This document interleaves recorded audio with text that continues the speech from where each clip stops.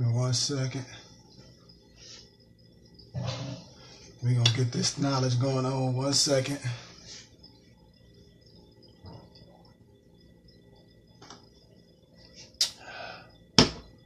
Give it a couple seconds for my people to log in and we're going to get this popping. 1 second, get this popping. Hold on 1 second.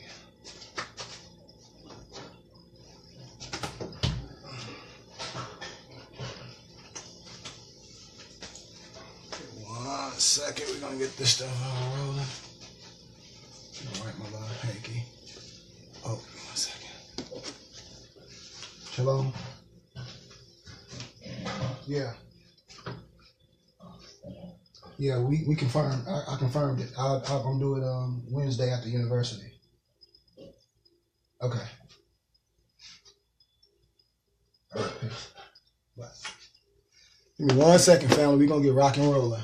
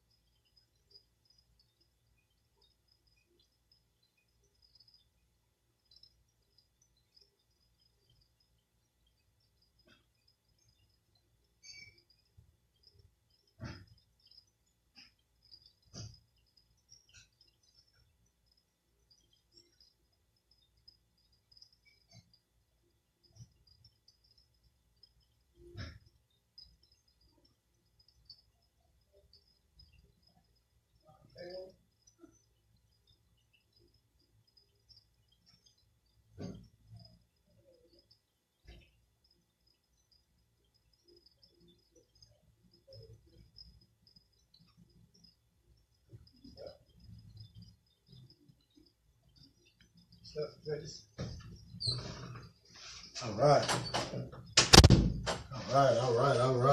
We about to rock and roll, family. Let me see how that mic, this white mic. I'm just getting all started. Had a long day today, man. Had a long day. I got up early and went and preached at one of my brother's Orthodox churches. One of the professors I graduated with. Well, actually, I didn't graduate. I took his class. And like I tell my brothers and sisters, I'm able to go not only preach, but teach history.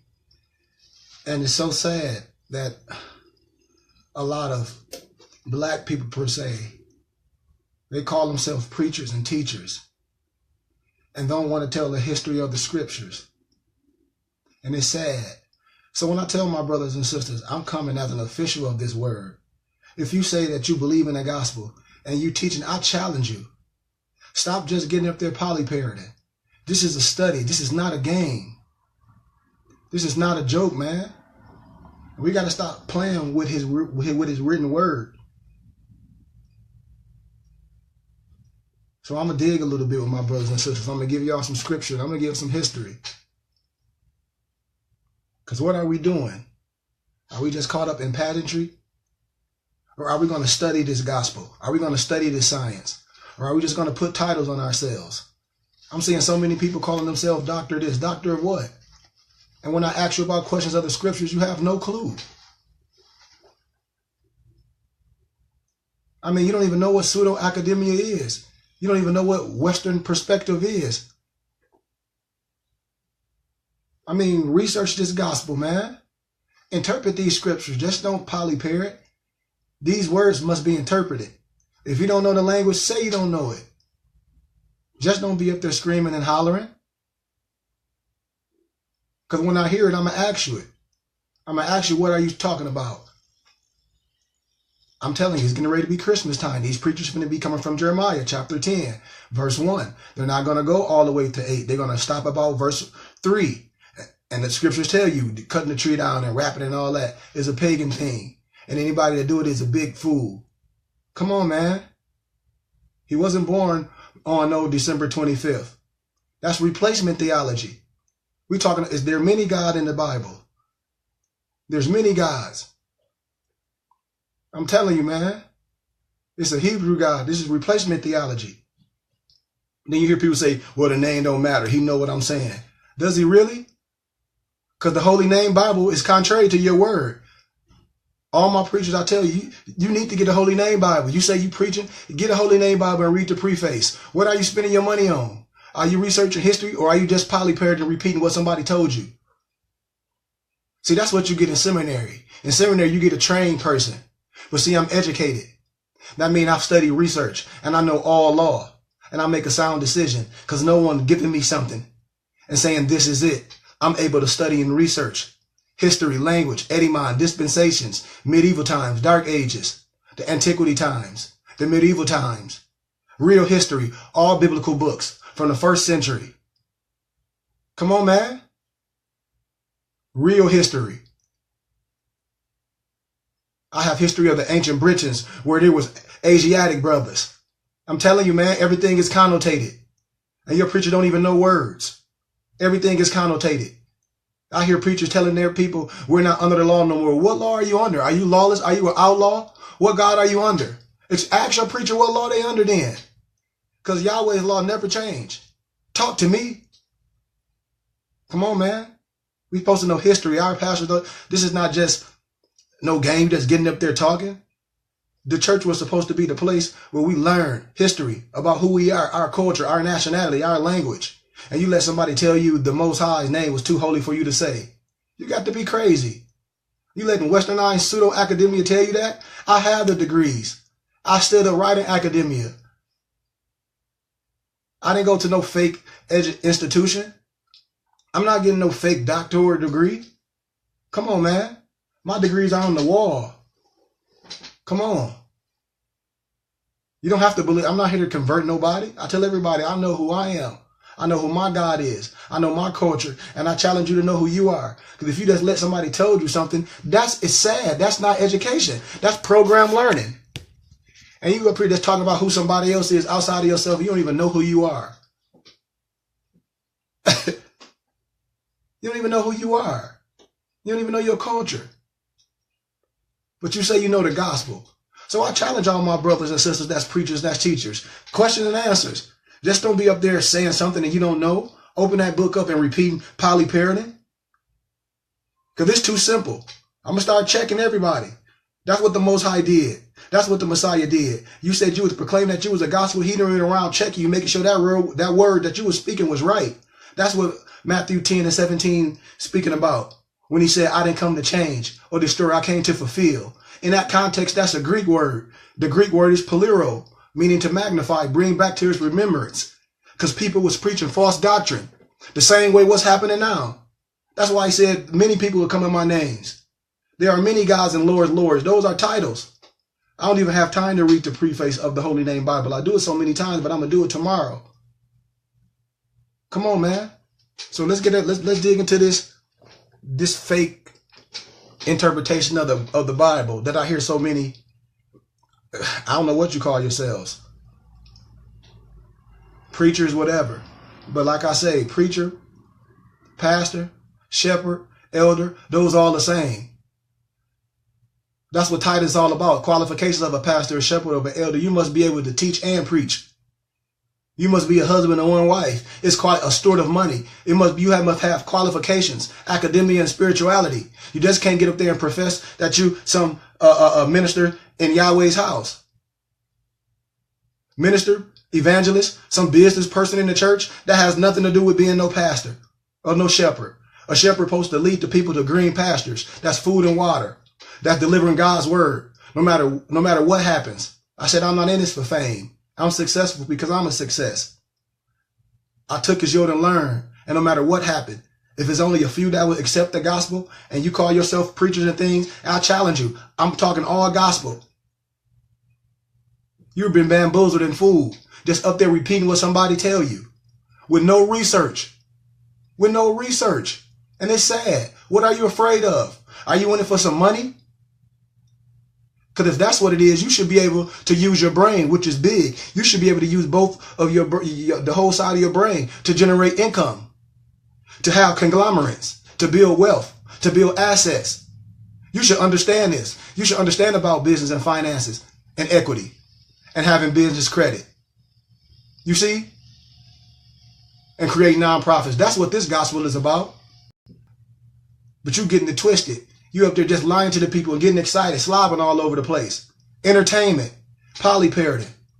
Open this book. Let's dig. Many people mistakenly think that Lucifer is Satan and vice versa. But the facts are that it's simply not true. This is misinformation. Conspiracy, lies have been promulgated to the people through many books and movies, to the point in today, where it's 2017, that most people equate Lucifer with Satan or evil. I hear the preacher saying it all day.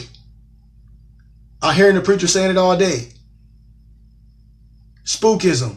Getting you up there saying things which is all spookism. Tell them to show you in the text. So, my brothers and sisters, if you preachers and things, I hope you have an open mind. I hope you're not operating on your own understanding. That's homework for you. Look it up in the Bible where it says man should operate on his own understanding. If you're operating under your own understanding and you're supposed to be a minister in this courthouse and you're not willing to investigate the scriptures and you say you're sincere and you sincerely wrong and you don't check yourself, be damn you. Because that's what the text says. Be damned the pastor that scatter my sheep and not feed my flock. This not me saying it. This is his word. Flat out. So if you say you sincere and you sincerely wrong and you don't check yourself, yeah, the people the ones that's crazy. That's why I don't get upset with preachers that's preaching false gospel. I tell the people, I said, man, without y'all, there would be no one. What is the argument? I see so many people that go to church, as soon as they leave church, they talk about the pastor. They all on Facebook like the pastor this, they stupid this, they making all this money, they acting crazy. I'm like, but it wouldn't be a church without the body. It wouldn't be the church without your finances. You are better Christian. You are better Israel. That's the gathering of a people, believing in one doctrine, believing in one truth, their nationality, their culture, their spirituality. Come on, man. So don't be mad at the preacher for preaching that stupid stuff. Be mad at you for being there, not asking questions. And you know it's false. And we say it don't care. We're supposed to teach our children what we learn late early. And you don't care? Are you that selfish that you don't care about our generation, these babies? My dad used an analogy, man. If you're not growing, you dying. Man, we're supposed to teach these babies, man. History, education, civics, agriculture, garden, family, spirituality. They're supposed to know this and get the general education. Come on, man. But hopefully you have an open mind and will get past the false doctrine and just the image of somebody up there telling you something, the propaganda, like most philosophers do, like most master masons do, what I teach. In order for you to discover the truth, and I'm sure in this case, or else most likely, you wouldn't be following this if you wouldn't on a journey, if you wouldn't questioning things, if you weren't asking yourself deep down inside, is it another story? Is it another perspective? What's the westernized perspective? What's the Eastern perspective? We're supposed to know these things. We're supposed to know perspectives. We're supposed to be taught from our elite. So let's dig.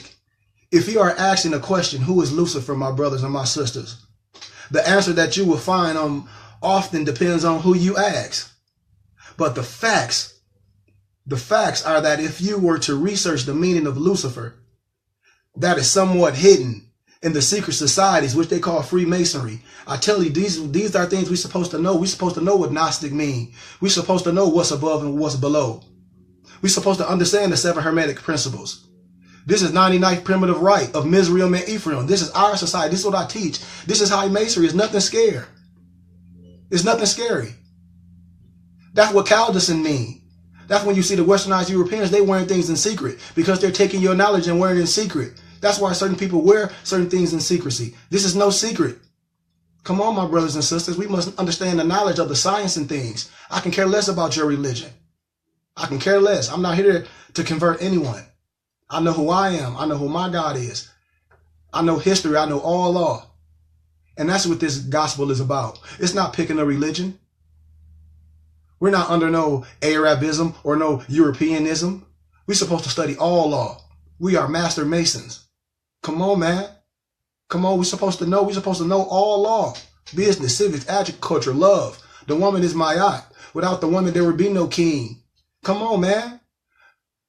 Without the woman and the son, come on, man, life stops. We have to understand this science, man. This is no plaything. We got to understand the constellations. We got to understand that it was 3 deacons to each constellation. We have to understand this. This is science. What's above is below. It must line up. You know? But the word occult, it simply means hidden, family. I teach these words. I'm telling you, you must know what words mean. Gnostics, you must know what words mean. A lot of my brothers that's, excuse me one second. A lot of my brothers that's in masonry and they're under a westernized perspective. And when I go and I talk to the brothers, when I go in and I know all the codes and I tell them, I say, man, this is not no clubhouse. This is supposed to be teaching. You're supposed to be teaching science. What are you doing with all your workman tools? This ain't just nothing to wear on your lapel. You're supposed to know what to do with every tool, man. We're supposed to be teaching this to our babies. This ain't no male group. Are you crazy? My sister's the Eastern Star. It's you. You are Isis. You are Ma'at. It's about you. Come on, man. I'm telling you. That G is Gnosis. Gnosis means hidden wisdom, knowledge. It can mean genealogy, genes. But Gnosis in general, when you see in that star and the compass, that means secret knowledge. What's above is below. The esoteric meanings of things. You just be getting the exoteric. In medical or in the army, the exoskeleton. You just getting the thing on the outside. But this gospel must be interpreted. That's why he said it's my words, not my thoughts. You have an exoteric and an esoteric. Come on, man. You got to know this. But the word occult, it simply means hidden, my brothers and sisters. Which is the whole point of the misinformation that you will get when you're finding the true meaning of Lucifer.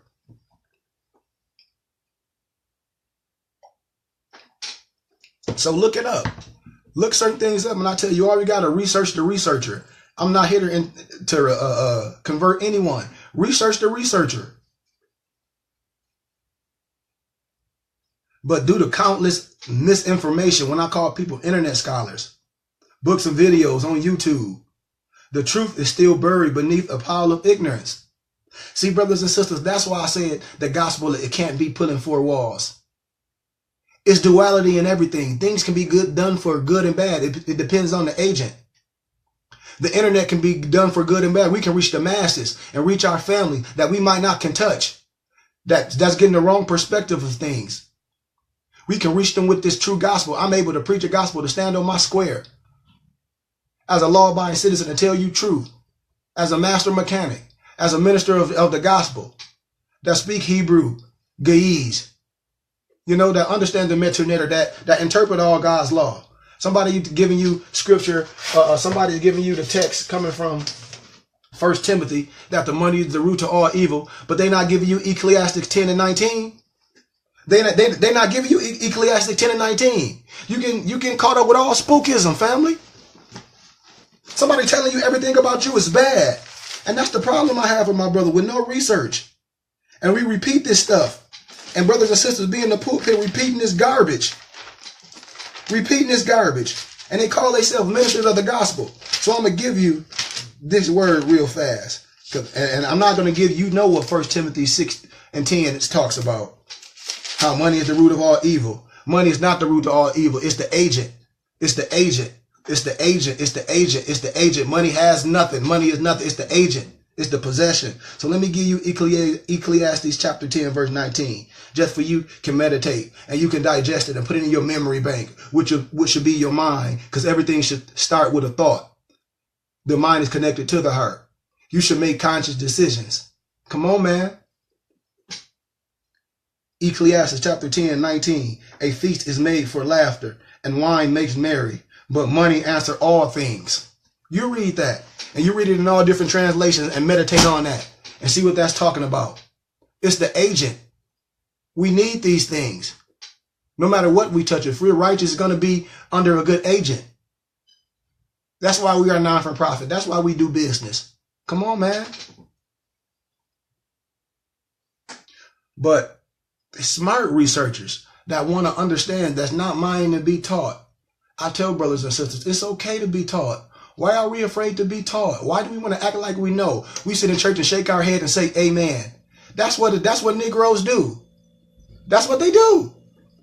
They just sit and say amen and shake their head, and you don't even know and agree, and you just shake your head. What are you, a trained monkey? I tell people, when you are trained, when you go to a seminary, you are trained for certain scenarios. When it's out of your jurisdiction of training, you are lost. It's out of your memory bank. Nothing's downloaded. You're just scattered brain. But an educated person is trained for every scenario because he uses brain. He's a philosopher. You see? He's a scientist. You understand? He's a problem solver. So we're not trained monkeys. We're educated. We opened the first universities in Europe. University of Salamanca, man. Come on, this is elementary. Don't let nobody tell you that Yeshua didn't study. When he traveled all over to the Mediterraneans, when he was all in Luxor. Come on, man. You don't know what arcana mean? You don't know what concoction mean? This was alchemy, man. He was changing his chemical makeup. I tell brothers, before you can do anything, you must change your hard drive. And you must get a flush and fill. Your hard drive is all that false information in your head. You must be willing to not understand, distract it, and build it back up. You must be willing to get a flush and fill and start all over. If you're not willing to do that, then you're not willing to do nothing. Come on, man.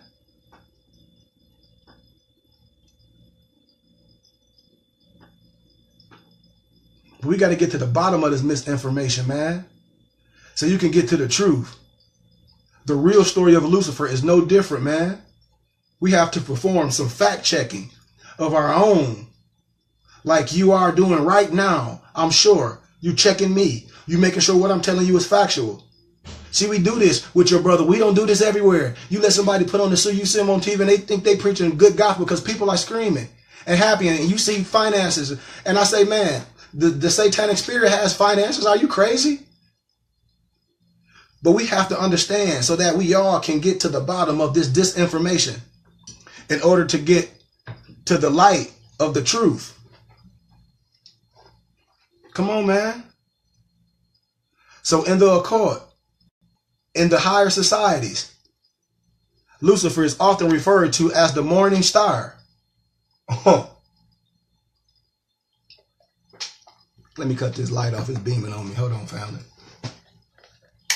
Yeah, there we go. I don't need that light on. Say it's hot in the wintertime. I mean, around here, I'm in Arizona. But in the occult, Lucifer is referred to as the morning star, family. In the Bible, you will find the same exact reference to Jesus as well, who says in Revelations 22:16, I, Jesus, have sent my angel to give you this testimony for the churches.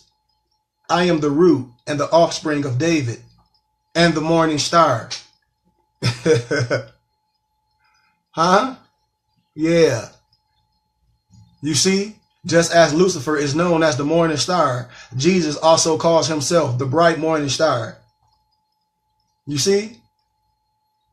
Lucifer, in the form of Venus, is the morning star spoken of in Revelation, which is to be given to those who overcome the world. Revelation is just signs and symbols, interpreting what was being written. That's all. It's nothing scary. But rest assured that Yeshua and Jesus are one and the same, which will become clear evident to those that are thinking with their eye, with that hippocampus, to see the true light, to illuminate things amongst the darkness in which we live in today. See, we can't be afraid of words that we understand what they are when we understand the root and the ediman. When I say illuminate, when we illuminate things, they shed light on false doctrine. We must illuminate certain things, man. Are you crazy? Illuminating is shedding light on a particular subject. The reason that both Lucifer and Jesus, which is Yahshua, can be considered one of the same is because of an often little misunderstood chemical compound that is hidden with each of our DNA. And it's called phosphorus, family. Phosphorus is essential for life, and phosphate is a component of DNA, RNA, ATP, and also the phospholipids that form cell membranes. But simply put, brothers and sisters, without phosphorus, we as humans today would simply not be human, because consciousness and our spiritual energy would not exist. It is through our DNA family, which contains phosphorus, that we become conscious to the world and who we are in order to live in the light, my brothers and sisters. Hence, Lucifer is really just an allegory. Look this word up. It's an allegory to describe phosphorus, which resides in our DNA. Come on, man. This is science. What I'm teaching, science can be proven. Religion is man-made. I can care less what your religion is. The literal meaning of phosphorus, phosphorus, Lucifer, P-H-O-S-P-H-O-R-U-S equal Lucifer, is light bringer. Here's the definition that you will find on Wikipedia sometimes. Phosphorus is Greek. Phosphorus, a name meaning light bringer, is the morning star. The planet Venus is the morning appearance. Another Greek name for the morning star is Heophorus, H-E-O-S-P-H-O-R-U-S, which means dawn bringer. Come on, man. Look these things up. You must research the researcher. Ask your pastor when you're up there just slobbing all over the place telling you what the Bible says, and you give it your money. Come on, man. Come on. The church is not teaching. The church is supposed to be a school.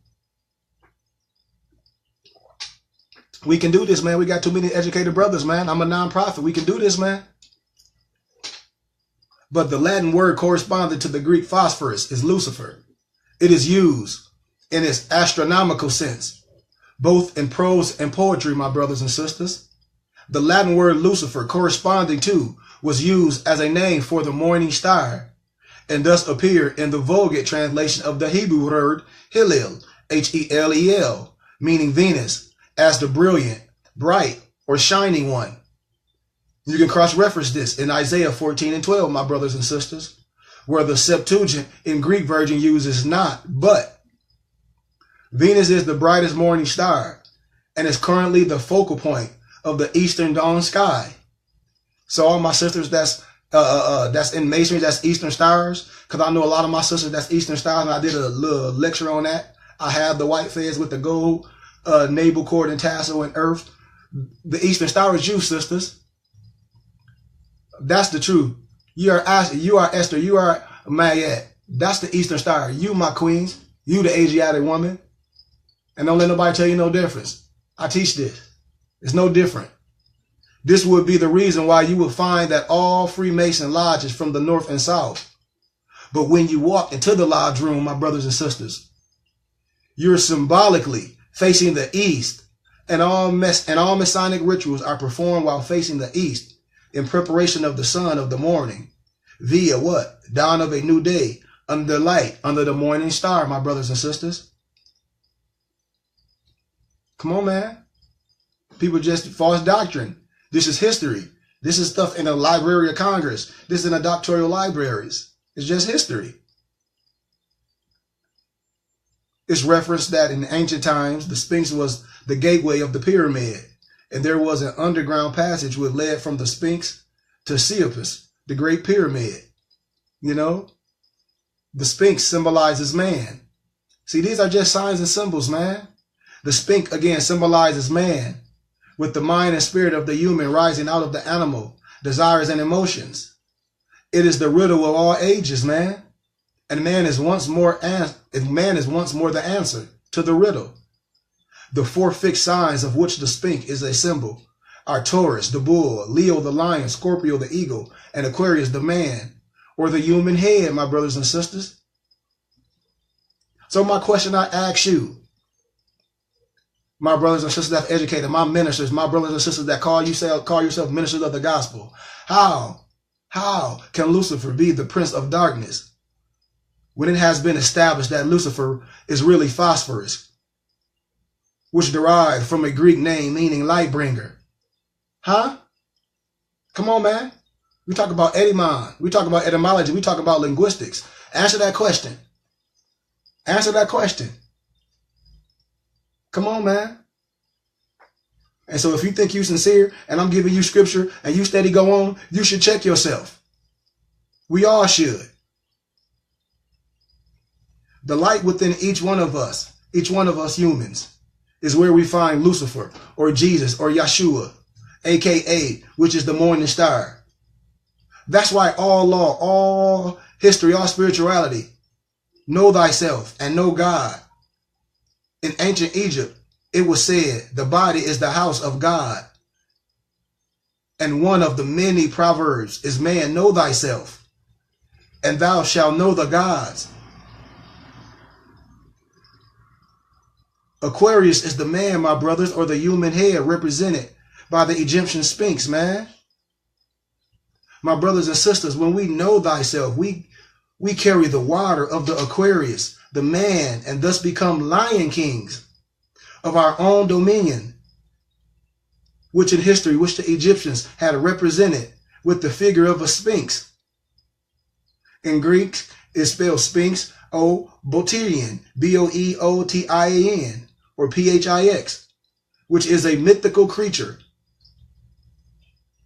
with as a medium the body of a lion and the head of a human, family.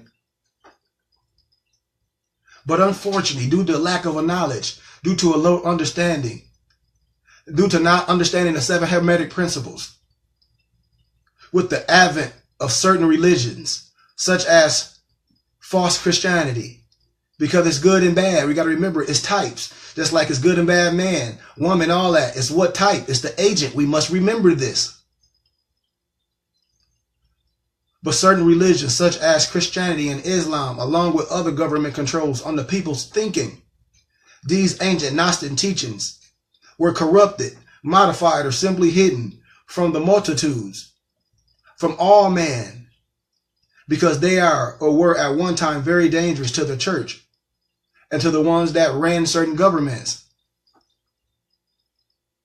These Altarian institutes operate primarily on the basis of having a master that is outside of you, dictating your life, souls and spirits at every step.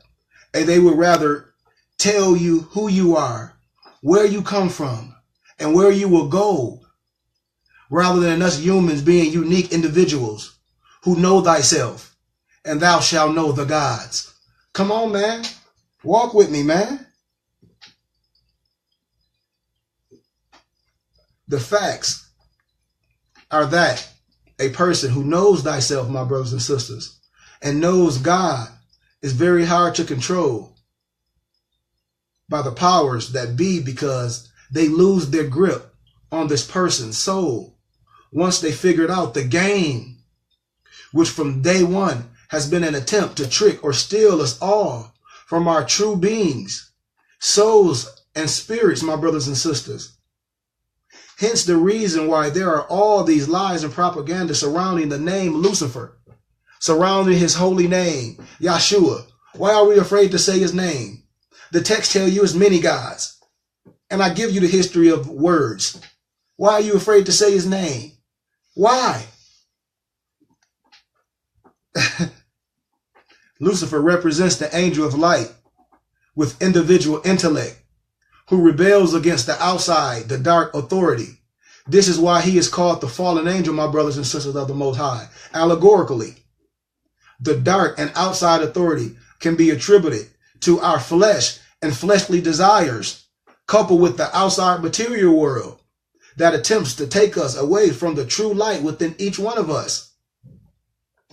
See, my brothers and sisters, the darkness that's inside of us, it tries to fool us into looking without, when we should have always been looking within the whole time, my brothers and sisters of the Most High.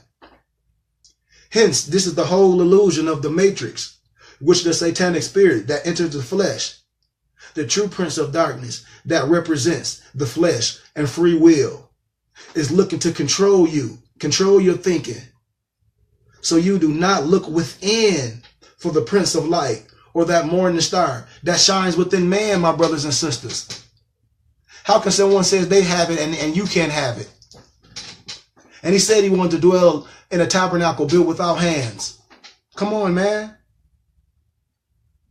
See, the reference to just Venus is what I'm talking about, metaphysically, and in master science is the as above of what's below. which Lucifer, aka phosphorus, is as below. See, my brothers and sisters, the facts are that we are made of stardust and star debris, and therefore one is with the universe.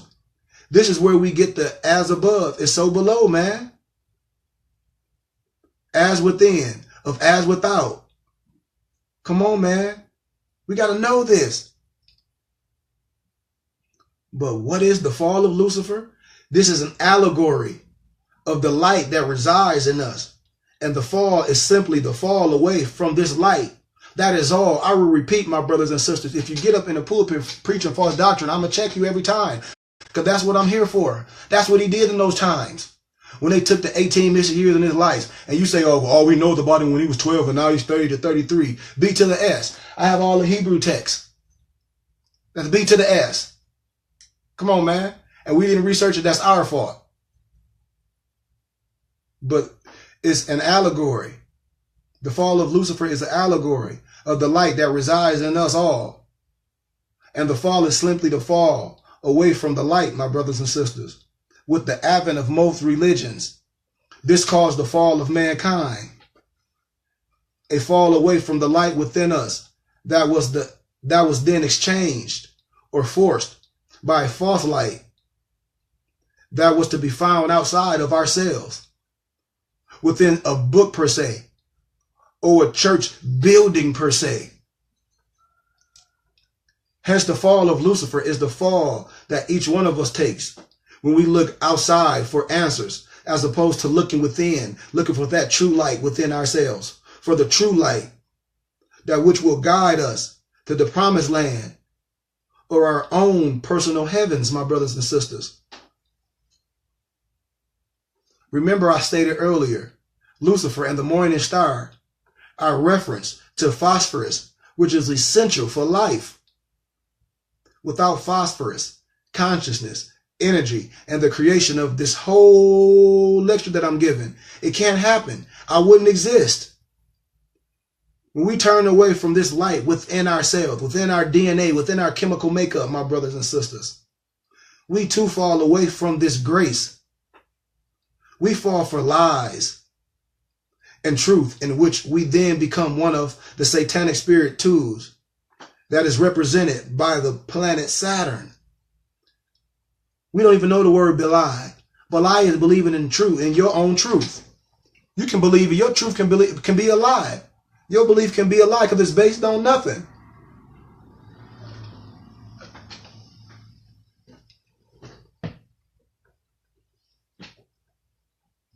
But whether you believe what I'm giving to you or not, my brothers and sisters, is your choice. You know, it's your choice. But I'm confirming what I have told you. It's up to you. This is your path. And we all have our path to walk. That's why I tell brothers and sisters, we can't get mad at brothers and sisters if they're not there yet. Because all our books are open. And when we come into the light, what it does, it can be fire or light. Because fire can be good. So long as we on that journey and accept the truth, that is good. But it's your path. And whether you have to decide the truth from fiction or light from dark on your own, my brothers and sisters, you must use your hippocampus. You must use that spirit inside. But if you do your research and you have already reached some ignorant conclusion based on hearsay and lies, then you are what we call in our elite groups in our science, an uninitiated. You are intolerable, blinds, feeble, sensual, or selfish souls, in which you are one of the billions of the satanic spirits, weak human tools. I told you in Master Masonry, man, we have workman tools. We use these tools to craft. We use these tools to navigate our way through life. It's nothing scary, my brothers and sisters. You don't have to go to nobody outside for yourself for this science. We are 99th primitive right. I teach this. 32, 33 degrees is just a level above freezing. Come on, man. There's no science there. But my brothers and sisters, a soul who chooses darkness rather than light and an unawakened human who worship lies over truth, where ignorance rules your actions over true wisdoms. You're hitting another brick wall, my brothers and sisters. You hit another brick wall. So let's get into this last teaching and I'm out, man. Because we got to know some history, man. We got to know some history. You got to know, you have to just know dispensation. You have to know, get out of people trying to tell you the Bible is fake. And I'm not saying all, I'm saying types. They're trying to tell you this fake and they don't know history. They don't even know archaeology and anthropology. They just telling you this fake. It's real people, man. It was a real people. When I show you some of my books and I pull out, when I start researching on the ancient Brits, the ancient Britons, the African Jews that was there in Britain for a long time in the first century, man, it's just things that you might not know that was taken off the reading list. That's not available for everyone. I'm gonna share everything with you. Everything I will share it with you. You can get a lot of books on Amazon, and if you can't get them, I'll get them from my society. I'll get them from the Philosophical Society. I can get all history documents. I'm telling you, that's why I have so much I can teach. I have a whole library. But I'm going to get into this so-called Black history. And this is one of my history books. You know, it's in the Library of Congress. The catalog number is 82-80436. And it's Black History and Achievement in America. An overview of the Black struggle in Heroes and Heroines by Carlton Stewart. I'm not going to read all of it, but I'm going to highlight some parts that I want to make a reference to. And then I'm going to get in the Moors, what they didn't teach you in Black history class. And I'm just going to touch a little piece of that. And then we're going to be out of here. Because see, this ain't church. This not church. This not no program. You should be one to go here and learn. We went to high school for all them years, and if we didn't have a good teacher, we didn't learn nothing. So if you in a rush, like you in a program, you don't want to learn because this is elementary. These are the elements. This ain't no program. So let's dig, my brothers and sisters. Get your pen. Always research the researcher. Come on, man. You should want to stand on your square. I'm so sorry, family. I'm remiss because I didn't even give my prayer to set things in the atmosphere. I apologize. I definitely apologize for that. But before I get into this, let me put this in the atmosphere, then we'll proceed. And it's my prayer for positivity.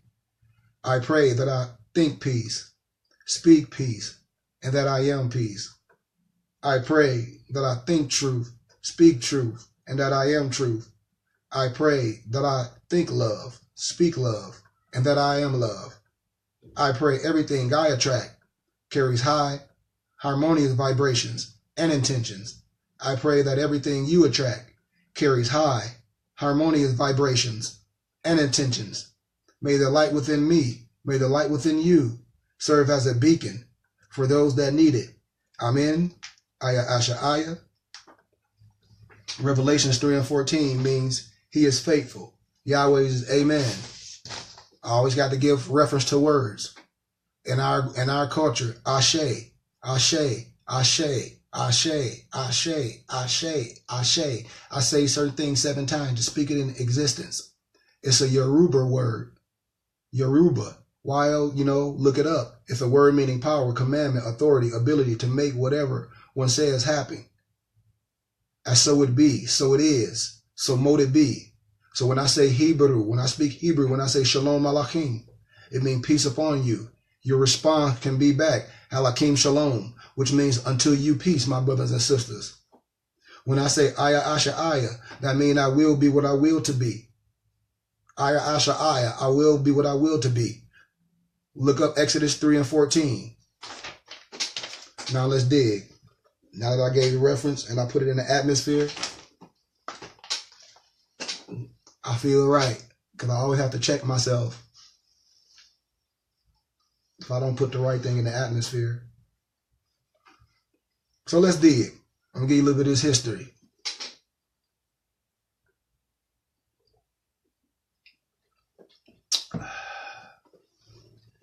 whether Spain or West Africa, was the first to begin black slavery tradition is not clearly recorded in history, brother. As early as the 9th century AD, a Ghanaian king was trading Arabs were trading slaves to Arab merchants for goods from the east. When the 15th century Portuguese explorers first reached West Africa, they found slave trading part of the social and business climate as it had been in Portugal and Spain. The first blacks coming to the New World were not taken directly from Africa, but from Europe. As early as the 14th century, if not before, Portugal and Spain had begun to take Africans to Europe as slaves and as important source of labor in the European ports and servants.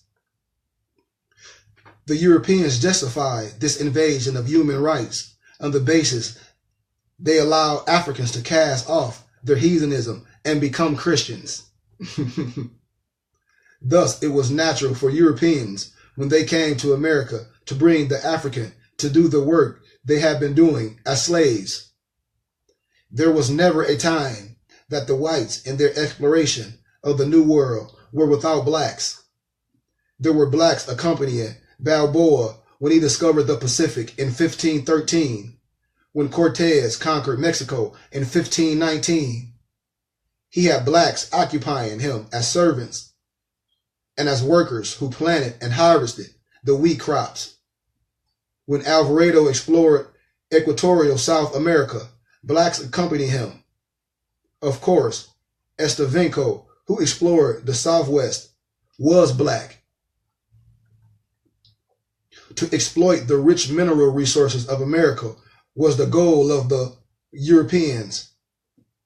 To do this, the need for abundant, cheap, and preferably free labor was necessary. Initially, blacks were not considered as the solution to the labor problem for the whites who came to America. Thus, initially, poor whites were used as indentured servants. In the 17th century, many poor, penniless whites were brought to America to do their hard labor under the most difficult circumstances. Not all of these whites came voluntarily. Some came to work their way out in lieu of the debtor's prison. Still others were kidnapped into London and brought against their will, as Eric Williams pointed out in his book, Capitalism and Slavery. I'm giving you reference to research, man. The white rulers came to understand, or the Europeans came to understand, that the Europeans did not make good slaves or servants. They were conscious of their rights, and the European men sued in the courts for relief. Also, they were not easily identified as slaves belonging to a particular master. Indians did not resolve the problem as slaves as well. First, the whites needed greater quantities of slaves than the Indians provided. And second, Indians were more susceptible to disease than the blacks, and either got sick or died more quickly. And thirdly, the Indians, they had pride in themselves. They knew who they are. And pride gave the Indian man a fierce determination to revolt and fight against the wrath and inhuman the way slaves were being treated. And to become a slave, they fought against that. They were willing to die. But the black man per se, represented few, if any, of the difficulties that the European or the Indian presented. The black man could be purchased as a slave for life. Did you hear me? The black man can be purchased as a slave for life. The black man came from Africa, where paganism was a way of life. He had little or no exposure to Christianity. The black man's will to survive under the worst conditions without immunity had been proven. My brothers and sisters, that's why why do you think in all law they tell you that black people are only a 3/5 of a human being? How do you become a 1/5 of a human, a complete man? Nationality and spirituality, which is your religion. I'm telling you, man, your religion is nothing if you don't know who you are.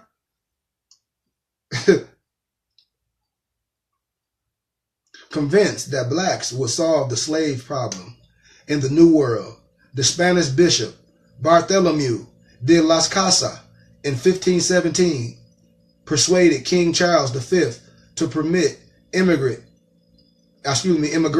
to the New World by permitting Spaniards to import 12 slaves each. This step was regarded as the formal opening of the slave trade in the New World.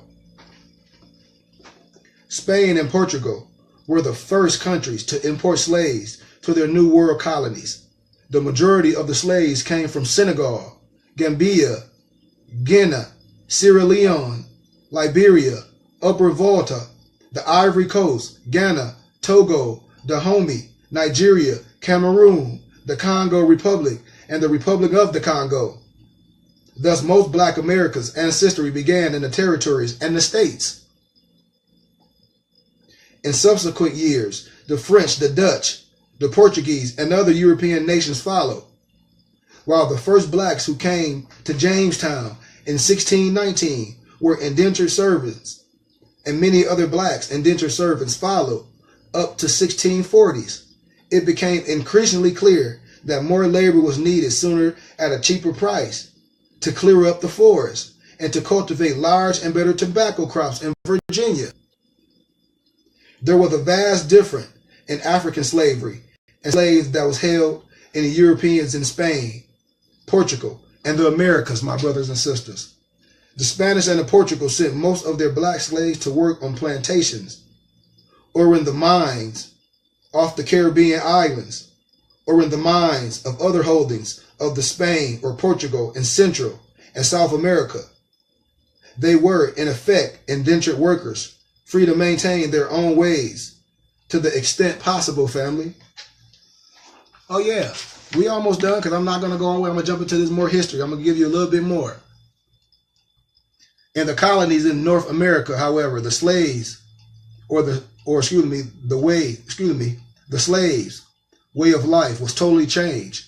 One race attempted to enslave another forever, to totally erase its culture, its heritage. The gulf between the European horrors and constant fright designed to make the slave fear and obey the master. The purpose of the European American colonial slave owners was to impose for all time a primitive, barbaric social system on the slave and indent his status in the colonies as chattel. See, this is the history books, as chattel rather than a man. The slave had no rights. He could be beaten or sold, killed or raped. And in early days of slavery in the colonies, nothing would be done to the master. And we running around arguing over who somebody else is. By contrast, slavery in Africa was not a stigma of inferiority. One race did not enslave another race. The Portuguese traded guns and ammunition for slaves. If the African kings had not used slaves to trade for guns to arm his country, the Spaniards and Portuguese would have invaded his country and taken the slave without payment. See, this is what they won't tell you in school. You think it was that easy for you to just be dominated without some of your own people that you wanted as your king, your ruler, didn't sell you out for goods, but you wanted a king. It's all you got to have a righteous king. In Africa, slavery was not based on the color of skin, which would mark a person as inferior forever. In the colonies of North America, the distance between master and slave could bridge a big gap. The Dominion kings were often known to choose the sons of slaves to succeed to the throne. Slavery in Africa was a more serfdom as compared to slavery in America, family. Slavery in Spanish and Portuguese in those colonies was regulated by a code of laws. Crispus Attucks was born in 1723. Write this down. In Framingham, Massachusetts. He was a fugitive. He was a fugitive slave who had escaped from his master and worked for over 20 years as a seaman on whaling ship. He was a big man, around 6'2" in height, light complexion with curly hair. Atticus was a brave and patriotic man. Although he was black, he felt the British had no right to infringe on the rights of the colonists. To understand the importance of Atticus' actions and death, we must recall the events in history that led to the Boston Massacre of 1777. Trouble between the colonies and England had been brewing since the early 1760s. The first cause of hostility occurred when England granted its customs collectors the rights to enter houses, shops, and businesses of colonists and seize goods and property. Then came the Stamp Act. The colonies were taxed to pay support for the British Army in the colonies. Finally, the Townshend Act was passed to place a tax on tea and other goods to pay for the salaries and governors and judges who were officers of the British government sent to the colonies to enforce these laws against the colonists. A wave of protests followed. The colonists refused to buy goods and pay these taxes to the British government's family. So 3 days before the Boston Massacre, a number of British soldiers and Americans fought, and few people were injured. So we got to know this. But the first blacks who landed in Jamestown in 1619 came as indentured servants. When they completed their service, a few prospered as free men. One man, write this down, one such black man was Richard Johnson, a carpenter, who after completing his service to his masters was given 100 acres of land and had 2 white servants. This was an exception and did not last long.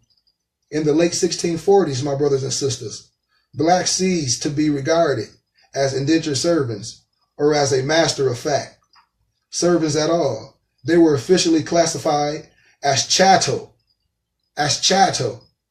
in the colonies, as pieces of personal property with no volition of their own, but owned by and subject to the will of their masters for their entire lives. So when brothers talk about their black man, they're African, I say, brother, you're not a complete man. Without nationality and spirituality, which is your religion, you're not a complete man. You're not black colored. You are a Moor, brothers and sisters. I'm going to give it to you. Let me finish this history. Further, enactment of Virginia laws provided that if an English servant ran away with blacks who were incapable of satisfying their indentured time, that white should serve for the time of said blacks. Also, in 1661, Virginia enacted a law stating that children born in the colony would be free or in bondage, depending on the status of their mother at the time of the children's birth. Ooh. So just imagine back in those times when Asiatic kids was being born. You are born a slave, chattel. Tell you, man, that's why United Nations law tells you have a right of a nationality. This is not no Moorish thing. This is United Nations law. I teach this. It replaces the birth certificate. This law severely increased black bondage as time went by. Don't you know that? It's your nationality right. I'm not coming with no, people talk about it's some Moor side. That's great. Yes, I'm a Moor. That's great. But it don't take you out of chattel status. Come on, man. You have to put things on alert.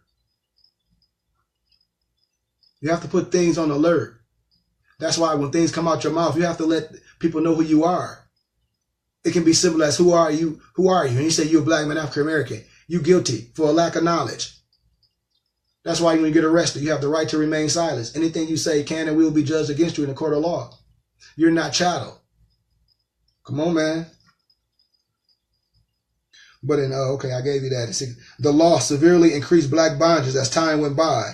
By the end of the 17th century, strict codes dealing with slavery, such as whipping, mangling of minor offenses by slaves to hanging for robbery, and so on and etc. and ECT. But in 1661, the House of Burgess formally acknowledged black slavery as an institution in Virginia.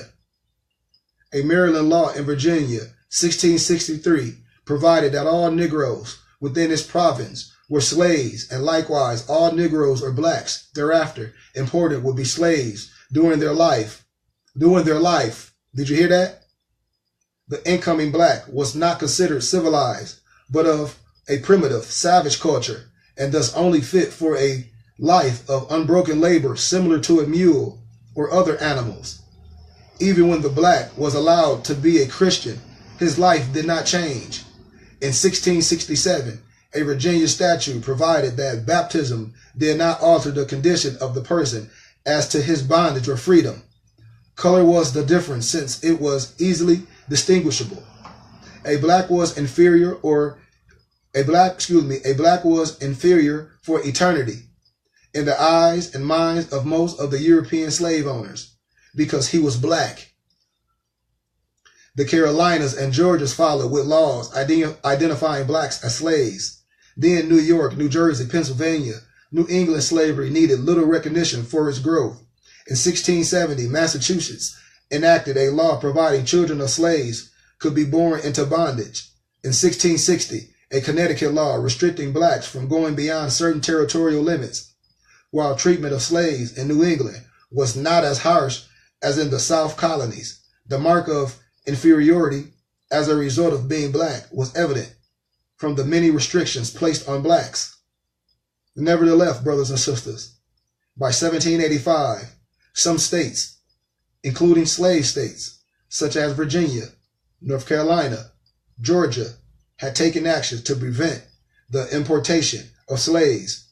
Moreover, slavery was under a moral attack by the churches, and prominent abolitionists had began to speak against slavery. When the Constitution went in effect, there were approximately 750,000 Negroes in the United States. In none of the states were the Negro population dying out. However, my brothers and sisters, in the North, there was a significant increase in the number of free Negroes. And by the 1790s, all of Boston's 761 Negroes were free. Contrary to popular thought, intermixture of the races by European males was frowned upon by society, although it was pursued by European men with black female mistresses. In Virginia in 1630, one U. Davis, a European man, was ordered to be soundly whipped before an assembly of Negroes and others for abusing himself to the dishonor of God and the shame of Christians by defiling his body and lying with a black woman. Oh yeah. Oh yeah. We're going to get this work.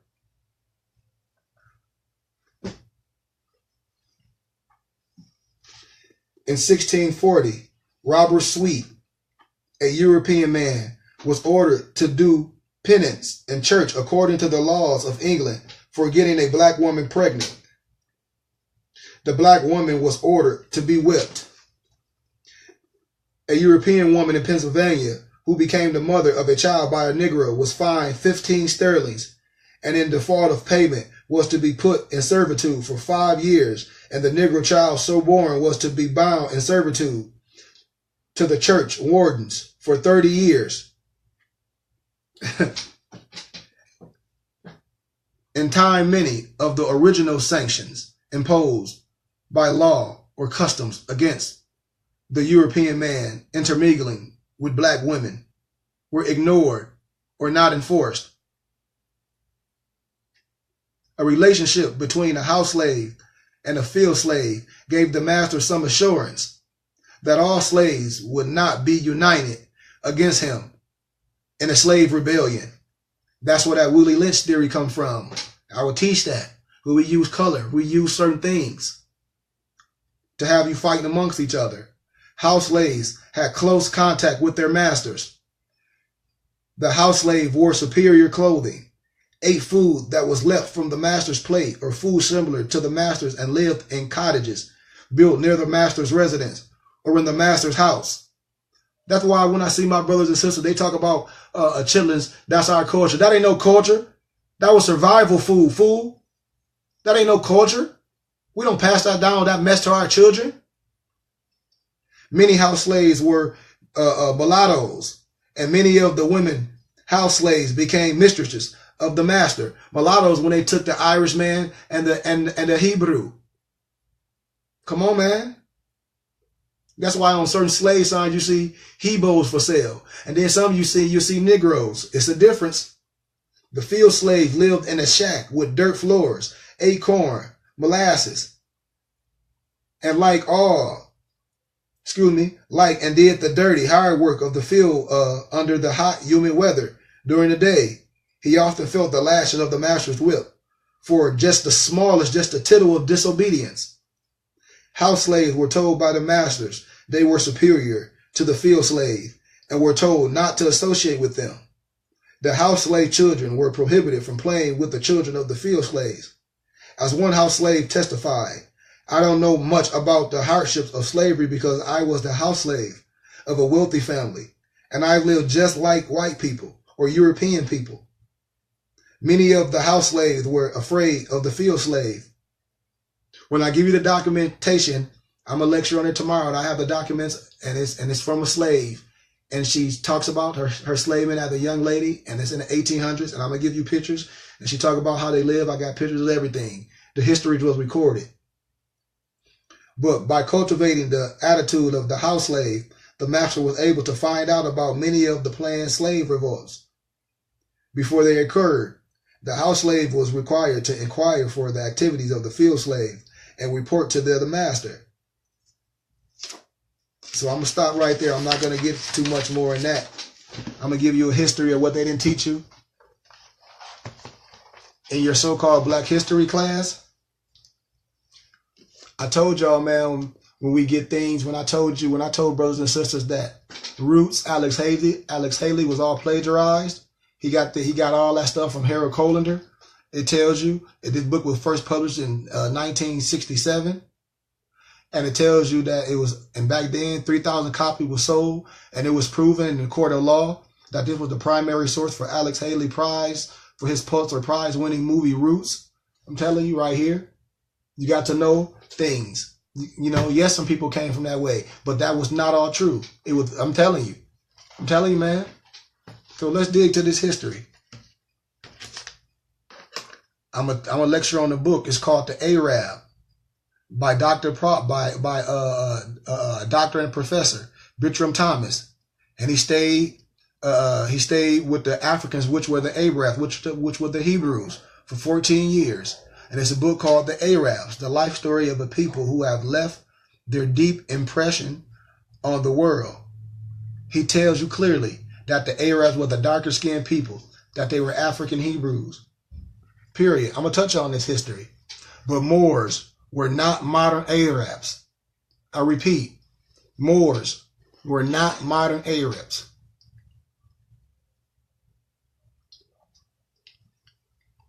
We say modern Arab because being an Arab does not mean that one was not a Moor. Follow me, brothers. The confusion comes in because Arab is a language.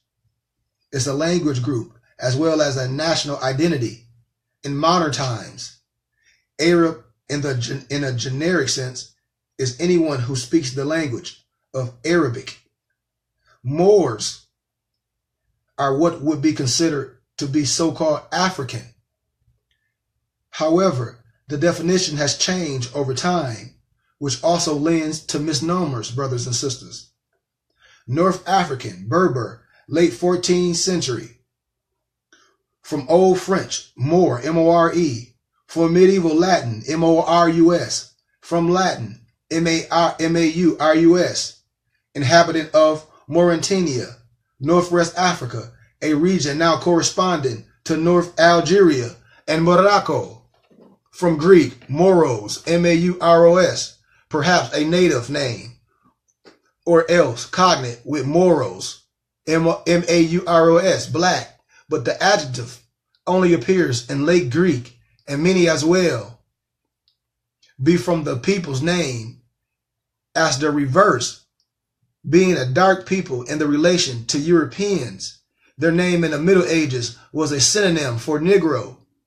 Later in the 16th and the 17th century, used indiscriminately of Muslims, Persian Arabs, but especially those in India. You can research this in an etymology dictionary, family. You got to keep whacking my head because I got to keep my head wrapped.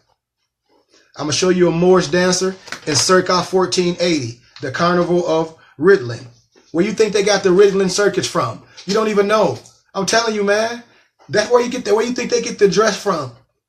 I told you about in the Netherlands about Zwarte Piet, Black Pete. You see? You see? Come on, man. We got to stop playing. We got to stop playing. Let's dig. But the carnival tradition in Wriggling goes back centuries. The earliest mention of a carnival in Wriggling already comes from the end of the Middle Ages. How you doing, Felicia? Shalom, Malaqueen, sister queen. But the Wriggling is the city of Moor launderers. As Wriggling once performed in a circus was, among other things, a so-called black man, a Moor, with the troops, the inhabitants of the city, which had previously never seen a black man, felt that this was an act of a European man who had not washed. Huh? That's that Zwarte Piet. That's that Black Pete in the Netherlands. They tell you the reason why the Europeans put on blackface because he went down the chimney. They're not telling you he a Moor. Research this stuff. I mean, the picture ain't dark. I'll show you. Research it. That's the European in blackface. I'm telling you, man. But you don't know. We all caught up in religion. We supposed to be historic. We supposed to be teaching our babies.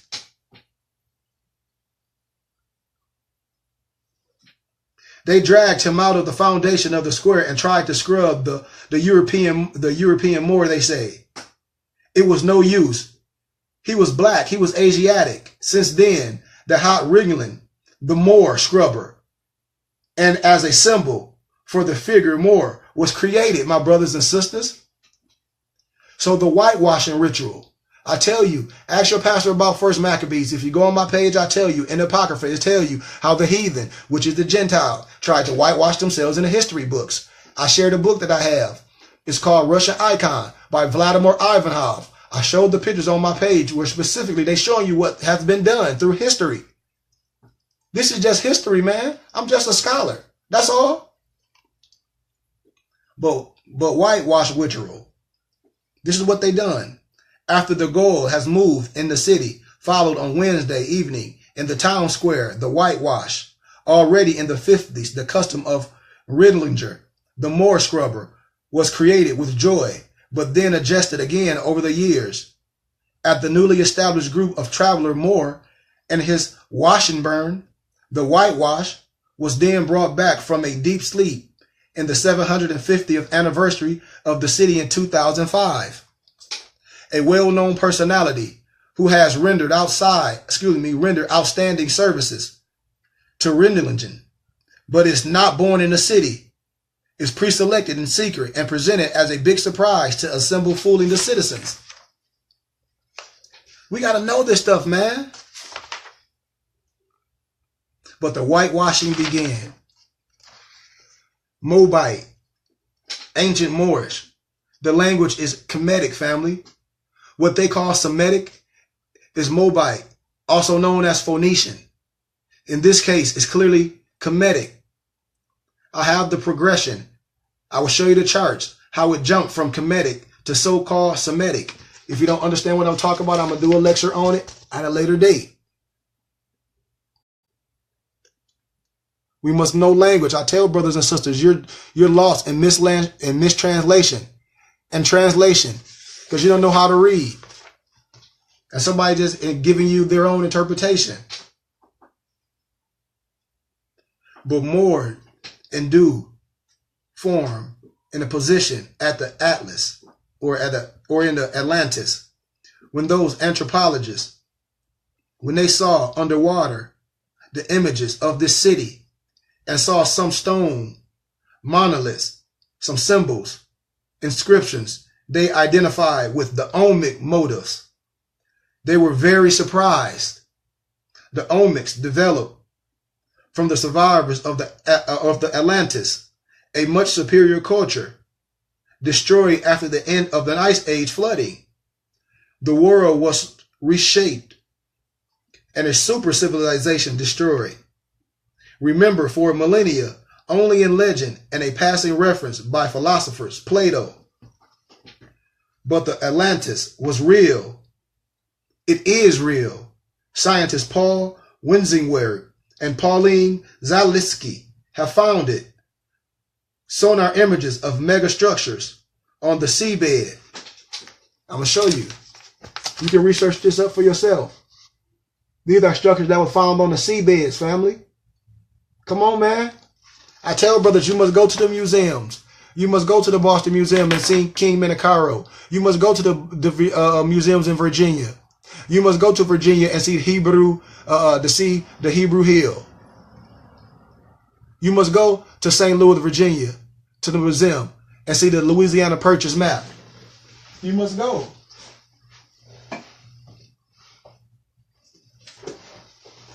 I just have to pull my book, one of these books out. That's one of the books, the Omics. That's them big heads by Ivan Van Sertima. Come on, man. We're supposed to be teaching. Let's finish. But America or America is the name given in ancient times. Armorica or Aremorica is the name given in ancient times to the part of the Gulf between the Seine and Laurel rivers. That includes the Brittany Peninsula, extending inland to an intermediate point and down to the Atlantic coast. The topsonym is based on the Gaulish phrase armori, anat, the sea, made into the Gaulish place named Armorica, placed by the sea. That's why we live by the Nile, my brothers and sisters of the Most High. The suffix ika was first used to create adjectivical forms and then names. That's why I tell my brothers, ish is nothing but a suffix. Ish is similar to some like, but not original.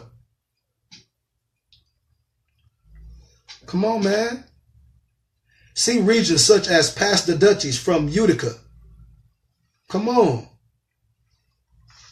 The original destination was vague, including a large part of what became Normandy in the 10th century. And in some interpretations, the whole of the coast down to the Garonne River. Later, the term became restricted to Brittany in Britain, which belongs to the Brittonic branch of the Insular Celtic languages. I'm going to do a whole documentary on the Celtics, along with the Welsh and the Cornish. On the sea is a warvor, though the older form of vor is used to refer to the coastal regions of Brittany, in contrast to Argold. Come on, man. But the Egyptian deity Thoth is the Phoenician, is the Modite Tut, brought to Amorica after the flood of Noah. Mizraim, the son of Ham, and according to the line of Seth, and corrected by Bishop Cumberland, Thoth appeared next, the son Mizraim. He is therefore the grandson of Ham, the son of Noah. You can look that up in Hermes Britannicus, a dissertation on the Celtic deity. That's what they say. But you must research. Why? Because the blood of Yahshua, remember, is never with the J in the Hebrew alphabet. We should be not afraid to pray this holy his holy name. But the blood of Yahshua, if it takes the blood of Yahshua to be saved, then the so-called Asiatic brothers and sisters were born saved. Yahshua was of Moabite and Canaanite blood. So it's in our DNA. It's in your DNA. And in case you didn't know, Canaan was one of Ham's sons. Ham, as the Bible, is supposed to be the father of the so-called blacks. Not to mention that Ruth was a Moabitess. What is the line in genealogy from which Jesus, which is Yahshua, came? I will give you the answer. Abraham, Boaz, by Ruth, Jesse, King David, Solomon, Hezekiah, Joseph, his spiritual father, by Mary. Huh?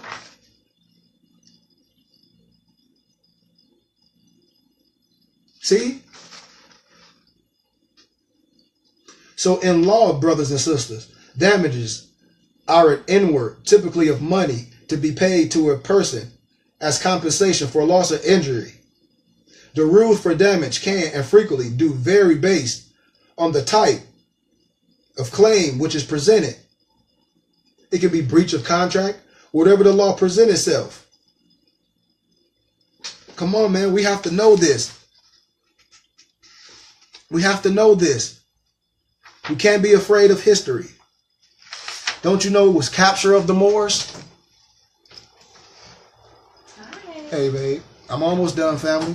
The captain, Captain John Hawkins, captured so many Moors, he was given the ship Jesus by Queen Isabella as a demi-Moor banner, as a testimony of his enslaved Moors. Oh, you didn't know that?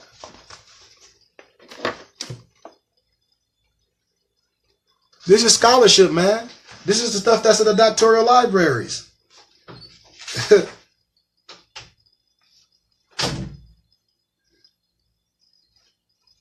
And metaphysically, when we talk about black in the court of law, when we enter into our spirituality, we have to understand what certain words mean.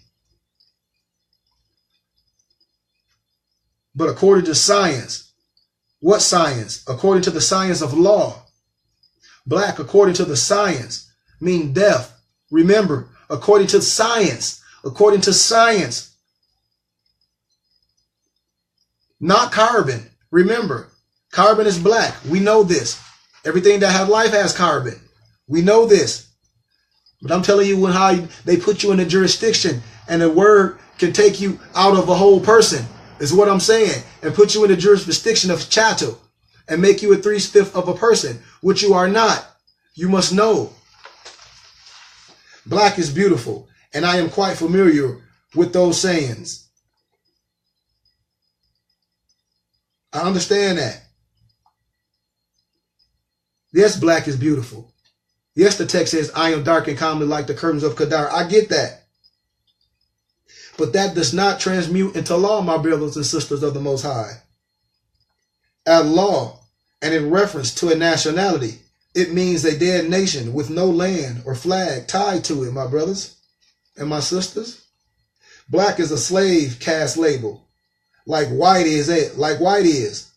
And you know what the white caste represents? These are just things that's in law. These are civics. I didn't write this. This is history. This is stuff that's in the Library of Congress. But if you really want to think about something, a Moor with his nationality is considered a part of the white caste at law because he is a whole and not a 3/5. I repeat, a Moor with his nationality is considered a part of the white caste at law because he is whole and not a 3/5 of a person. I told you what make you a complete man or a complete woman or a complete child is nationality and religion, which is your spirituality. It is surprising the word black is a verb, has its origin in black, adjective, Old English, dark, from Proto-Grecian, black, burned, to burn, blave splee. But watch bleach. Old English, bleak, bleach, whiten, from Proto-Grecian, bleachen, to make white. Old Saxon, bleak. Remember this. Black referring to people did not exist before the 1600s. Prior to that, blacks were known as a Moor, blackamoors, and then black. I repeat, my brothers and sisters. Black, referring to people, did not exist before the late 1600s. Prior to that, blacks were known as a Moors, blackamoors, and then black. Black, Old English, BLAEC, the color black. Also ink, from noun use of black, an adjective from late 14th century as dark spot in the pupil of an eye. The meaning black person, African, is from 1620s, perhaps late 13s, and blackamoor from 1540s. The Moors, who ruled Spain for 800 years, introduced new science techniques to Europe, such as astronomy, a device, the astrolabe or the astrolabe, ASTROLABE, a device for measuring the position of the stars and planets. Scientific progress in astronomy, chemistry, physics, mathematics, geography, philosophy flourished in Moorish Spain, brothers and sisters. It was due to Moorish education of Europe that enabled the Renaissance and scientific revolution. In contrast, medieval Europe was steeped in squalor and bleakness of scientific and cultural ignorance. The castle adobe of the medieval Europeans was often dank and cold, with the floor covering of an animal and human droppings. They didn't have running water. So you got to understand what invasion means and conquer. See, invasion and conquer doesn't mean destroy. You can invade and conquer and bring a people up. See, it was only after coming of the Moors and the Muslims to Western Europe that the Christians began to reassemble an industrial civilization in the true sense of the word, the golden age of the Moor. Research this stuff, page 214. But the war went on, and one by one, the Moorish strongholds fell until only Granada remained in their hands. Malaga, Malaga, was taken in 1487, and after a long siege by the forces of Ferdinand and Isabella, and in 1492, Granada was recovered. Many of the Moors remained in Spain. Those who remained faithful to Islam were Muhajiris, Mudejares, while those who accepted Christianity were called Moriscos. You can research this in the Columbia Encyclopedia, the 6th edition. So Morisco, Moors converted to Christianity after the Christian reconquest of Spain. The Moors who had become subject of Christian king as the reconquest progressed to the 15th century were called Mujaris, Mudejares. They remained Muslim, and their religion and customs were generally respected. After the fall of Granada in 1492, Cardinal James converted many Moors by peaceful means. However, the rigorous treatment of those who refused conversion or apostatized from the new faith led to an uprising. I'll give you a little bit more and I'm out. So, Thanksgiving celebration, the fall and the subjugation of Moors. On November 25th, 1491, after a long bloody fight against the Moors, the Asiatic Muslims who occupied Spain over 700 years, King Ferdinand and Queen Isabella of Spain fell upon their knees and gave thanks to Santiago for their victory over the Moors. On this same day, the Pope of Rome proclaimed that day to be forever a Thanksgiving for all European Christians. Do you hear me? Why?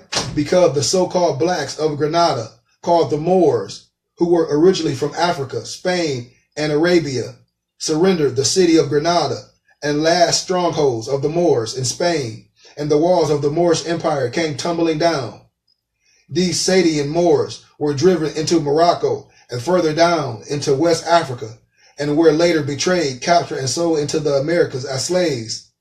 Hunting down the Stearns, Deep Olive, the Carthagite Moor from Baghdad, Turkey, and slaying or enslaving him was an act highly regarded by the Christian European forces who despised the Moors, mockingly called Turkeys. Ibrahim Khalula, Thanksgiving for whom? Ibrahim Khalilullah. They mocked us, called you turkeys. Irem Kalula. Thanksgiving for whom?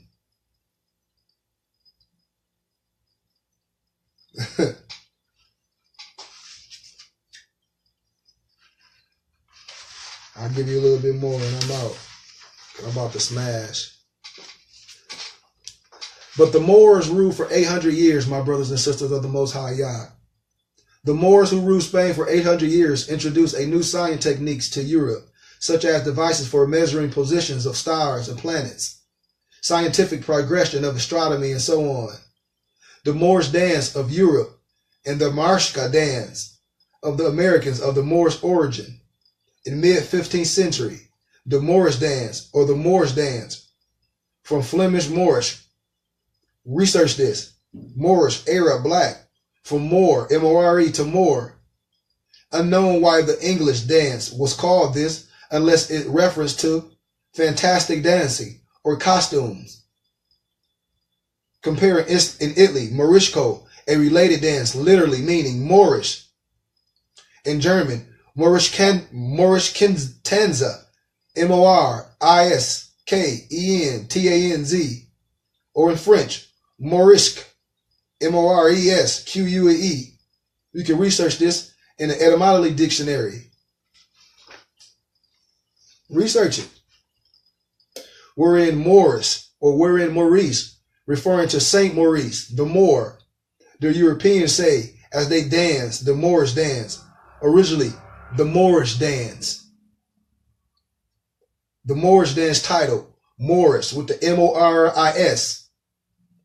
Throughout Europe and extended to the Middle East, India, and parts of Central and South America.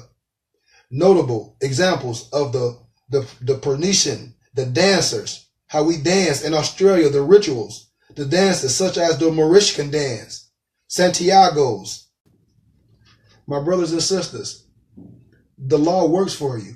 Don't you know in a press conference in Washington, D.C., Barack Obama admitted that he was, in fact, born in Morocco. Now, I'm not justifying everything that man did as president, because he did some things that wasn't right.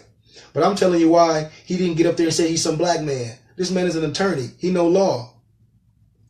He said, in fact, that he was born in Morocco. It is halfway between Kenya and the U.S. Mr. Obama explained. So in the spirit of bipartisanship, compromise, I'm going to admit that I was born in Morocco.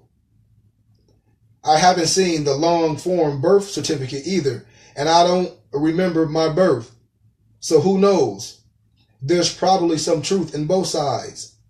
I hope by extending this olive branch to my opponents that we can lay this matter to rest.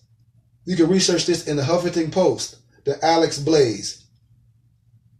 Why you think when they went, look up when Barack Obama, they stayed right next to the Moroccan flag? The red flag with the green star. I mean, man, you got to know history, man. Let's see, what else I want to give you, then I'm done.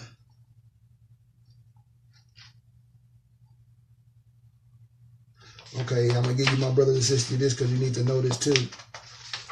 It's some good history. Let's see. Let me see where I was at, and I'll give you this. So you can know a little something, something. All right. All persons born or naturalized in the United States and subject to the jurisdiction thereof are citizens of the United States and of the state wherein they reside. So this clause nearly puts blacks under the jurisdiction of the United States corporation and demanding its citizenship. You got to keep in mind that all true citizens are already guaranteed the right to vote. So-called blacks are not considered citizens because Negro, black, colored, African American are a caste label denoting a slave, not nationalities. Come on, man. So I'm going to give you a little history. Moors are the original Jews. I repeat, Moors are the original Jews. If it wasn't original Jews, why does the Bible distinct the difference? Read Revelation 3:9. Read Revelations 2:9. Read Matthew chapter 10, verse 5. If it wasn't a difference, if all we was the same, he makes a distinct difference. Look in the text. Look in the text. But Moors are the original Jews. There are several subgroups of Jews with different cultures and traditions.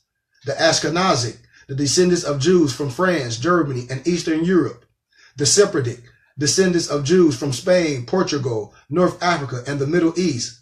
Mizrahic, descendants of Jews from North Africa and the Middle East. Other subgroups are the Yemenites, the Ethiopian, and the Orientals. Ashkenazic and Sephardic Jews represent two distinct subcultures of Judaism. We are all Jews and share the same basic beliefs, but there are some variations in culture and practices. It's not clear when the split began, but it has existed for more than 1,000 years, because around the year 1000 CE, you can research this yourself. Who are the Ashkenazi Jews? Ashkenazi Jews are the Jews from France, Germany, and Eastern Europe, and their descendants.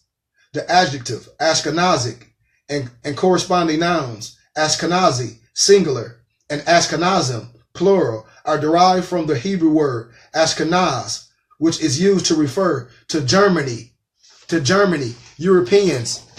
This is an Ashkenazi Jew. Come on, man, ain't nothing to be mad of. My professor, I teach this stuff on campus. These are just truth of the text. You the one been bamboozled. You the one that let your preacher, it wouldn't be false doctrine if the people wasn't there. Most American Jews today are Ashkenazim, descended from Jews who migrated or immigrated from Germany and Eastern Europe from mid-1800s to the early 1900s. Palestine, Russia, Poland, Germany, etc. Sephardic Jews are the Jews of Spain, Portugal, North Africa, and Middle East, and their descendants. The adjective Sephardic and corresponding nouns Sephardi, singular, and Sephardim, plural, are derived from the Hebrew word Shipharad or Shipharad, which refers to Spain. Mizrahic, descendants of Jews from North Africa and the Middle East. So let me show you the Sephardic Jew, so we can get things right. When I tell people, man, Japhat, y'all getting it twisted, talking about the sons of Noah. One was light-skinned, one was dark, and one was European. That's false doctrine. That's false doctrine. That's false doctrine. Just because the person say the red of their hair, that doesn't place them as nationality. Rudy, in that context, that red is mahogany. Research it. But Mizrahic, descendants of Jews from North Africa and the Middle East.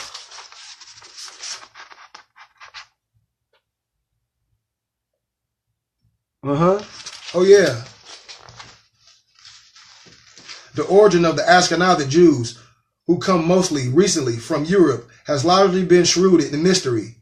But a new study suggests that at least their maternal lineage may derive largely from Europe. Though the findings may seem intuitive, or new, or meaning something hid, like we didn't know this, or it contradicts to the notion that European Jews mostly descend from people who left Israel and the Middle East around 2,000 years ago. Instead, a substantial proportion of the population originates from local Europeans who converted to Judaism. That's why they Jewish. A suffix is similar to, but not original. The culture. We are Hebrew Israelites. It's nothing ish about us. A study done by a European by the name of Martin Richards. He an archaeologist, a geneticist at the University of Huddersfield in England. He surprised the Ashkenazi Jews are genetically European. You can research the article by Tia Gose, Tiaghose. She was the staff writer. Come on, man. You getting all this false doctrine, man. Let somebody get you caught up in spookism.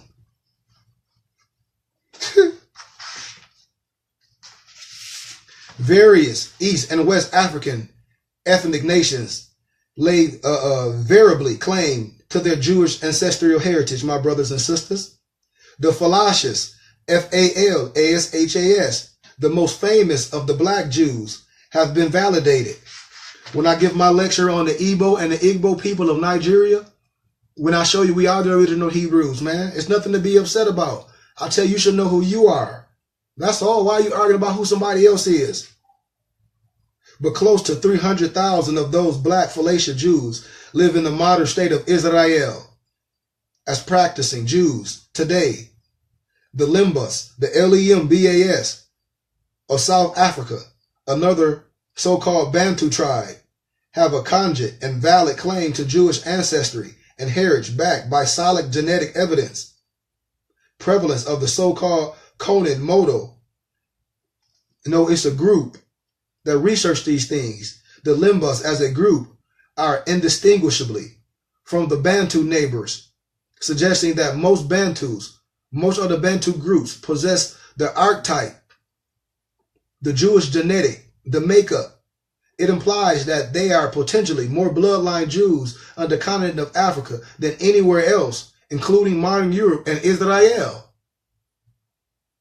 The names of old Jewish communities south of the Atlas Mountains are the regions of modern Niger and Nigeria, many of which exist well into the Renaissance times, can be found in documents in synagogues, archives in Cairo. Research George E. Lichtblau, George E. Lichtblau, and he showed documents. These are the Phoenicia Jews. Come on, man. I got a little bit more, and I'm going to go smash because I'm getting hungry. But historians have explained that the Arabs brought Islam to the Maghreb as they moved into the area. The Arabs were a powerful political and military force in the region. At first, there was pressure from Berbers, Aboriginal Moors, to join the Arab military and adopt Islam for reasons of political and economic advantage. However, by the 8th century, Berbers were ready to adopt Islam as well as Arabic culture. They converted to Islam on a massive scale, but also continued to resent Arab domination in the region. The Berbers developed their own unique expression of Islam in a doctrine called Khadrijism, Kharijdjism. The doctrine emphasized equality amongst Muslims and criticized the ruling authority of the Arabs. It became the Berbers' ideology of struggle against Arab domination, my brothers and sisters. Their resistance was aimed not at Muslim Arabs, but specifically targeted towards the ruling class. In modern ancient times, so-called blacks, Moors, can be found defending the Holy Lands from Christian invaders. For example, take the edifice of the Moorish Gate, El Bab El Maghrib, one of the entrances to the dome of the rock of the temple in Mount Jerusalem, the only city gate entrance in the only gate entrance in the Jewish quarter. Moors occupy and own territory around the gate entrance. Here go the entrance of the gate. Research this, family. Don't let nobody take your culture and your history and your nationality. And your brother had the education. Historical documentation shows the border of the village from the 4 directions: Al-Malha, Al-Kubra, Suf, In-Kurum, Al-Quinan, Haras, Sataf, and Swadiyat, Al-Bukhari, north, in Al-Squadid in the west, and Al-Mahad, Al-Kubra. All this area where we defended and occupied. The second place is located in Jerusalem itself, known as Kantara, Asbat, Qantaraasabat, al-Banta, al-Baw, al-Salah, including a large building, Ewan, E-W-A-N, a large house, a yard, a facility, and an underground store and a cellar. The document at the end warned that Allah, which is all law, would punish those who would alter or deny the dedication of property because a good believer would not violate the legacy. The document was signed on 29. Come on, man. I'm almost done. You must know. Get out of spookism. We're supposed to be scientists. You going around promulgating some westernized pseudo perspective. Ramadan in 720, 1032 CE. You got to know what dispensation is. That's the common era. If you not know what I'm talking about, research a document by Abnu Madian, Abummadien, and Al Goth, Alghouth, which outline the various territories. It reads, these lands were dedicated to the Moors in Jerusalem. I quote, these lands were dedicated to the Moors in Jerusalem for those visiting the city regardless of color, trade, sex, age, or status, and that no one could fight the Moors against this Waf. WAAF is an Islamic endowment of lands and property. Status itself is of paramount importance. Status itself, nationality itself, is of paramount importance in the contemplation of Waf, since it is so that many Moors have been stripped of their birthrights with vile institutions such as slavery and modern caste slavery under terms such as Negro, black, and colored. Nevertheless, it appears in the language of the Waf that these imposed statuses are not exclusionary in regards to the application of Waf. Come on, man. According to the Palestinian Information Center, all these estates have been known to everyone. The ruling states have been faithful and considerate regarding these states, especially the Ottoman, through the British occupant until the Jews captured it in 1948, when they destroyed most of the estates. Then in 1967, the war annexed the rest of Israel and bulldozed the Moorish quarters inside the city walls. The Israeli forces bulldozed the Moorish quarters inside the city walls 4 days after the war in 1967, leaving 135 families, totaling 650 people homeless. So we got to know certain things, my brothers and sisters. We have to know history. We have to know all law and navigate right. Ashe, Ashe, Shalom Malakim, Aya Asha Aya, love, truth, peace, freedom, justice, health, and wealth. Shalom.